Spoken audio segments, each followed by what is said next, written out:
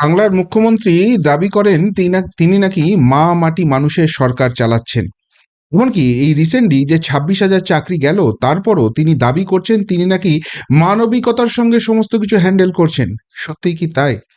কলকাতার বুকেই হাজার হাজার নারী ধর্নায় বসেছেন, এবং সেই ধর্নাটা হচ্ছে যোগ্যতার ভিত্তিতে তারা চাকরি পেয়ে গেছেন, অথচ এই মাননীয়ার সরকার তাদের যোগ্য চাকরিটা দিচ্ছে না, জোর করে আটকে রাখছে।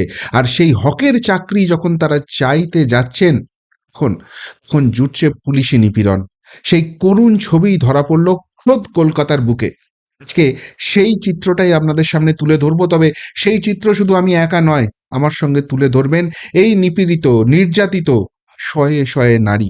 কি বলছেন তারা শুনুন একবার। আপনারা ধর্নায় বসেছেন, কিন্তু আপনারা কে এবং কেনই বা এই ধর্নাটা আপনারা চালাচ্ছেন? আমার নাম অনুমিতা দাস। আমি বিএসসির অ্যাকচুয়ালি ছোটবেলাতে 2020 আমাদের যে নোটিফিকেশন বেরিয়েছিল অনলি ফিমেল, সেখানে আমি সিলেক্টেড ক্যান্ডিডেট। আমি কাস্ট ক্যাটাগরি থেকে বিলং করি। আমাদের প্যানেলে অল জেনারেল ক্যান্ডিডেট জয়েনিং হয়ে গেছে এবং আমার পিছনের র্যাঙ্কের মেয়েরও জয়েনিং হয়েছে, যেহেতু ফার্স্টে পিভিআর মেডিকেল ওয়াইজ জয়েনিং দেওয়া শুরু হয়েছিল। তো তারপরে ওদের মনে হয় ডিপার্টমেন্ট নারী এবং শিশু কল্যাণ দপ্তর, এটা হচ্ছে আমাদের ডিপার্টমেন্ট শৈশলী ভবন, তো সেখান থেকে আমাদের সেই এক্সামটা কন্ডাক্ট করে পিএসসি, আর আমরা চাকরি পাই ওমেন অ্যান্ড চাইল্ড ডেভেলপমেন্ট সেই ডিপার্টমেন্টের আন্ডারে। এরপর আমাদের এক্সাম থ্রিটার এক্সাম হওয়ার পর ফাইনাল মেরিট লিস্ট বেরোয় 2023 সালে। আজকে 2025 সাল, 2 বছর অতিক্রান্ত। আমাদের পুলিশ ভেরিফিকেশন, মেডিকেল সবকিছু কমপ্লিট, সব ফর্মালিটিস কমপ্লিট হয়ে যাওয়ার পরও শুধুমাত্র জেনারেল ক্যান্ডিডেটদের জয়েনিং হয়েছে আর কিছু পিছনের র্যাঙ্কের মেয়েদের জয়েনিং হয়েছে। আমরা বাকি যারা রিমেনিং কাস্ট ক্যান্ডিডেট আছি, SC ST OBC pH candidate, তারও এখনো প্রি জয়েনিং হয়নি। এটা তো পুরোপুরি আমাদের ডিপার্টমেন্ট কনস্টিটিউশন ভায়োলেন্স করছে। কখনো পিএইচ ক্যান্ডিডেট বা কাস্ট ক্যান্ডিডেট এইভাবে ডিপ্রাইভ করা যায় না। অলরেডি জেনারেল চাকরি করছে, আমরা কাস্টের ক্যান্ডিডেট কাস্ট অ্যাভেল করতে পারছি না, চাকরিটা করতে পারছি না। 2 বছর আমরা সামাজিক অর্থনৈতিক সব দিক থেকে আমরা হেনস্থা হচ্ছে, আমরা সব দিক থেকে লস এলান করছি। আমরা বহুবার মাননীয়াকে চিঠি করেছি, মেইল করেছি, যেটা ওনারা বলেন এখন ওনাদের মেইল ক্যাম্পেইনটা খুব সক্রিয়। আমরা বহুবার মেয়ে ওনাকে মেইল ক্যাম্পেইন করেছি। মাননীয় শশীবাজা মহাশয়, যিনি আমাদের নারী এবং শিশু কল্যাণ দপ্তরের মন্ত্রী, তার কাছেও আমরা গেছি, তাকেও মেইল করা হয়েছে, তার কাছেও যাওয়া হয়েছে। তো ওনারা আমাদের এখনো কোনো সদুত্তর দিতে পারছেন না।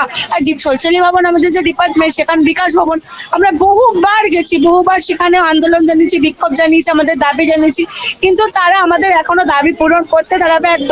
তারা বলছে হচ্ছে, হবে, আরো সময় লাগবে। আর কতদিন? 19 থেকে আজকে 25 সাল, 26 সাল, 7টা বছর আমাদের জীবন থেকে চলে গেল।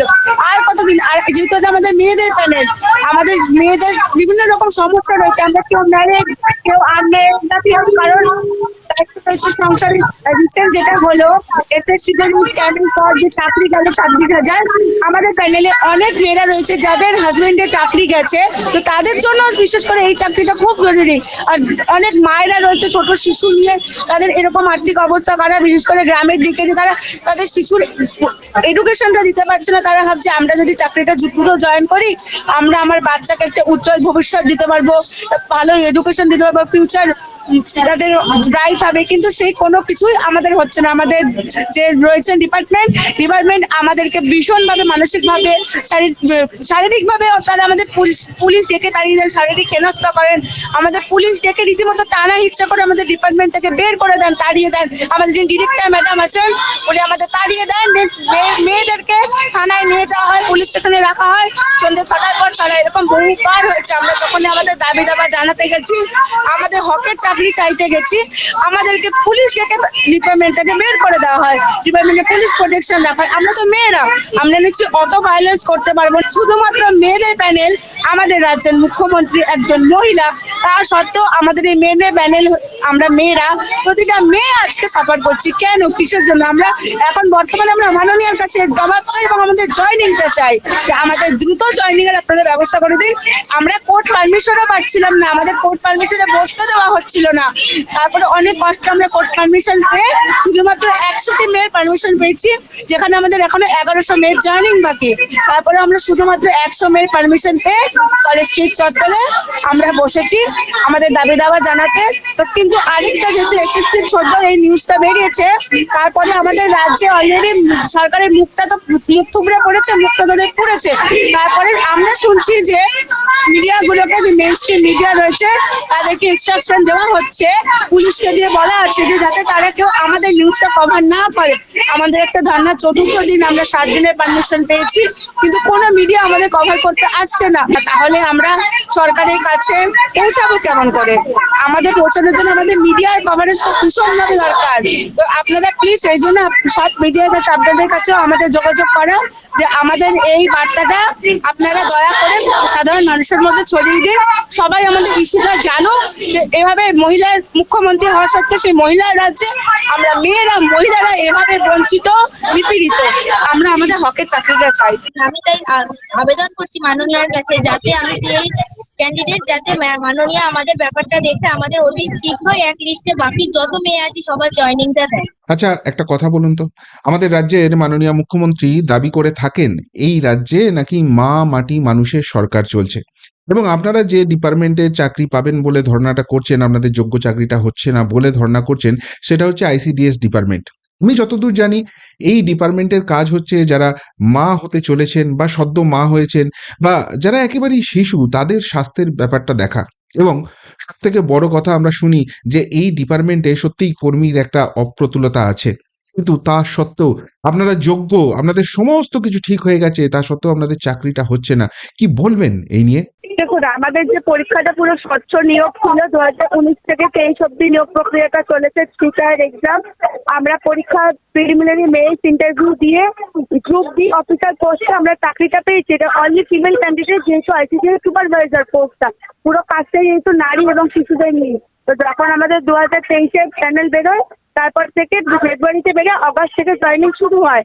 ওনারা যে সিভিআর মেডিকেল ওয়ার্ক জয়েনিংটা দেন ফার্স্টে 136 জনকে, তারপর ডিপার্টমেন্টের মনে হয় যে এবার র্যাঙ্ক ওয়াইজ দেওয়া উচিত, তো তখন আবার র্যাঙ্ক ওয়াইজ দেওয়া শুরু করে।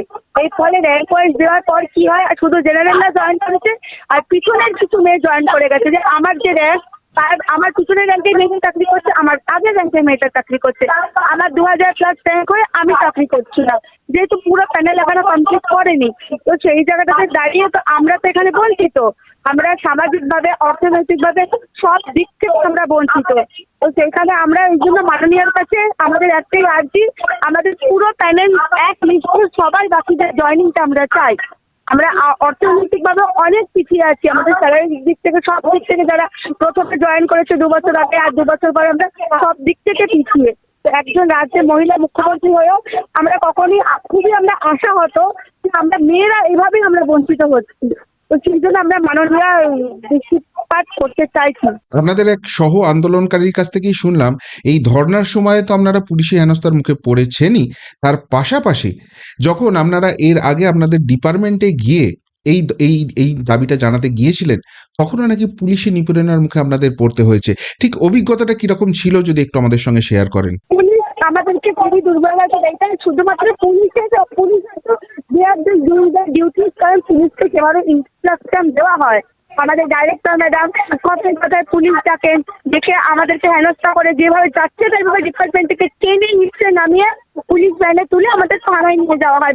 আমাদের ডিপার্টমেন্ট যেখানে শৈশনী ভবন, তার nearest police station Bidhannagar south, Bidhannagar north. তো আমাদের মেয়েদের 2 ভাগের দুটো পুলিশ স্টেশনে এরকম ভর্তি করে নিয়ে যায়।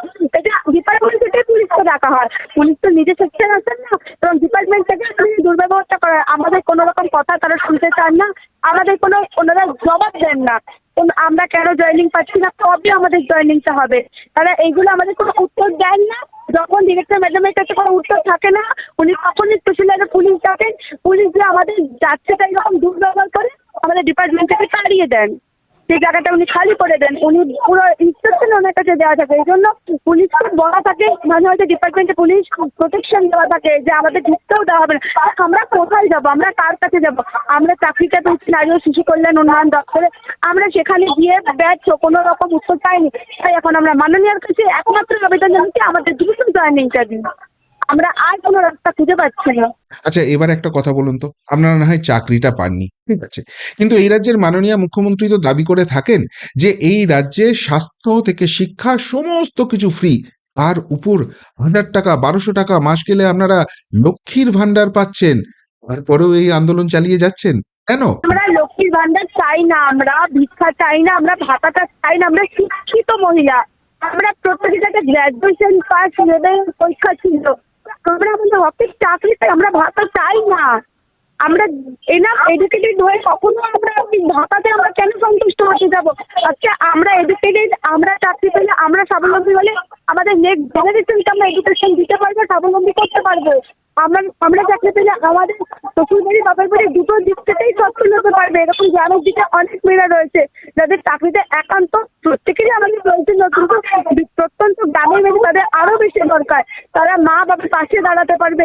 এখন যেহেতু সমাজের ছেলে মেয়ে বিভেদটা নেই, তো সেখানে থেকে যেহেতু মেয়েদের প্যানেল এটা, তো আমরা সত্যি এই ভাতটা চাই না, লক্ষ্মীর ভান্ডার আমরা চাই না, লক্ষ্মীর ভান্ডারে 1000 2000 টাকা আমরা চাই না, তার বদলে আমরা একটা স্যালারি চাই মানসিক, যেটা আমাদের প্রাপ্য, আমরা যোগ্য, আমরা পড়াশোনা করে যোগ্যতা অর্জন করে চাকরিটা পেয়েছি। আমরা সম্পূর্ণভাবে ভাতা ওইখানে আমরা একদম চাইছি না, আমাদের জয়নিংটা দিন দয়া করে। শুনলেন বন্ধুরা, এই বাংলার নারীদের কথা, মা মাটি মানুষ, সত্যি কেউ কেউ খুশি আছে এই রাজ্যে? এই রাজ্যের শিক্ষিত নারী বুঝতে শিখেছে যে 1000 টাকা 1200 টাকা ওই ভাতা ভিক্ষা চায় না, যোগ্যতার ভিত্তিতে বেতনটা চায়। কিন্তু সেই কথা কি এই রাজ্যের সরকার বোঝে, একটুও অনুধাবন করে? নাকি এদের বেতন দিতে গেলে যে টাকাটা বেরিয়ে যাবে সেই টাকায় ওই 1000 টাকা 1200 টাকা দিয়ে আরও বেশ কিছু ভোট কেনা যাবে, আর সেই জন্য ভাতা ভিক্ষার রাজনীতি দিয়ে বাংলাটাকে ভুলিয়ে রাখা হবে?